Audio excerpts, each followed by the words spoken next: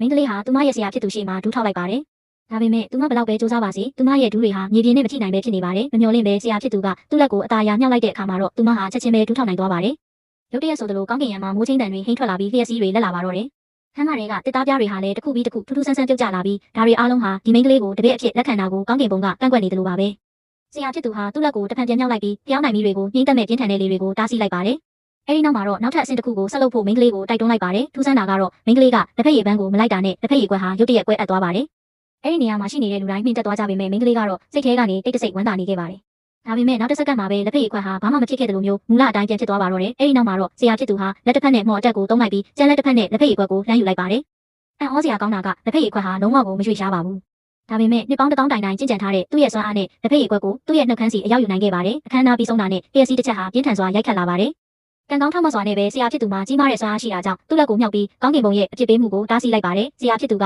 သူမကိုတပည့်အဖြစ်လက်ခံဖို့ဘလောက်တောင်စိတ်ပိုင်းဖြတ်ထားတယ်လဲဆိုတာမြင်ရတဲ့အခါမိန်းကလေးဟာစူးစမ်းလိုစိတ်တွေဖြစ်လာပါတယ်။ဒီနေ့မှာတော့သူမဟာသူ့ရဲ့လှုပ်ဝက်ချက်ကိုမတော်တဆသိရှိသွားပါတယ်။ဆရာဖြစ်သူဟာသူ့မျက်နှာပေါ်ကကျိန်စာကိုဖြေဖြောက်ဖို့အတွက်သူမကိုလိုက်ရှာနေခဲ့တာဖြစ်ပေမဲ့မိန်းကလေးကတော့ဆရာဖြစ်သူကသူမကိုစပွဲတင်တော့မယ်လို့မှားယွင်းယုံကြည်သွားပါတယ်။မိန်းကလေးဟာထိတ်လန့်သွားပြီးချက်ချင်းထွက်ပြေးဖို့ကြိုးစားခဲ့ပေမဲ့သူမရဲ့လှုပ်ရှားမှုကပကြီးကားတစ်ချက်ရဲ့အာယုံဆိုင်မှုကိုခံလိုက်ရပါတယ်။ခဏချင်းမှာပဲသူမဟာပကြီးကားရဲ့ကအမျိုးသမီးရဲ့ရုပ်သွင်းတိုင်းဖြစ်သွားပါတယ်။ဒီမြင်ကွင်းကိုဆရာဖြစ်သူမြင်လိုက်ရတဲ့အခါမှာတော့သူဟာမြင့်တက်ပြီးရက်နေမိပါတော့တယ်။ဒါဟာလွန်ခဲ့တဲ့အချိန်တော်ကြာကသူ့ရဲ့ဆရာသခင်ကိုပြန်မြင်လိုက်ရတယ်လို့ပါပဲ။တေချာတာကတော့ဒီမိန်းကလေးဟာကွယ်လွန်သွားပြီဖြစ်တဲ့သူ့ရဲ့